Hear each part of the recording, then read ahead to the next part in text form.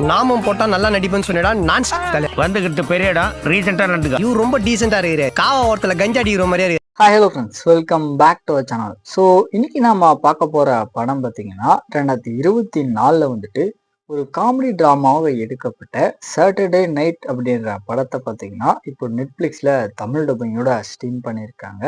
இந்த படத்தோட ரிவ்யூ பத்தி தான் இந்த வீடியோவில் பார்க்க போறோம். சரி, கதை அப்படின்னு பார்க்கும்போது 1975 டைம் பீரியட்ல அக்டோபர் 11ஆம் தேதி சனிக்கிழமை பார்த்தீங்கன்னா ஒரு டெலிவிஷன் ஷோ பார்த்தீங்கன்னா 90 நிமிஷத்துக்கு லைவ் பண்ணணும் அப்படின்னு ஒரு பிளான் பண்ணியிருப்பாங்க.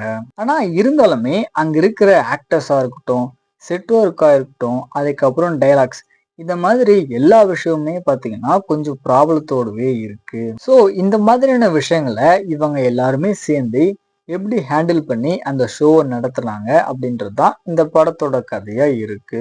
ஷார்ட் அண்ட் ஸ்வீட்டா சொல்லணும் அப்படின்னா ஒரு யூஸ்வலான படம் மாதிரி இல்லாம இந்த படம் பாத்தீங்கன்னா பார்க்கறதுக்கு கொஞ்சம் வித்தியாசமா இருக்கு அப்படின்னே சொல்லலாம். அதே மாதிரி ஆக்டிங் வைஸ் அப்படின்னு பார்க்கும்போது படத்துல நடிச்ச எல்லா கேரக்டருமே பாத்தீங்கன்னா ஒரு நல்ல பெர்ஃபார்மன்ஸை கொடுத்துருப்பாங்க.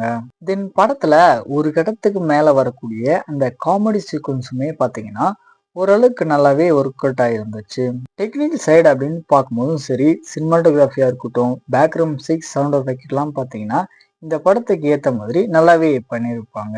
ஸோ ஃபைனலாக வந்துட்டு வித்தியாசமா இருக்கிற ஒரு புதுசான படம் பார்க்கணும் அப்படின்னா இந்த படத்தை ஒன் டைம் ட்ரை பண்ணி பார்க்கலாம். படத்தில் பார்த்தீங்கன்னா அடல்ட் கண்டென்ட் அப்படின்றது இருக்கு. ஸோ தனியாக மட்டுமே பாருங்க.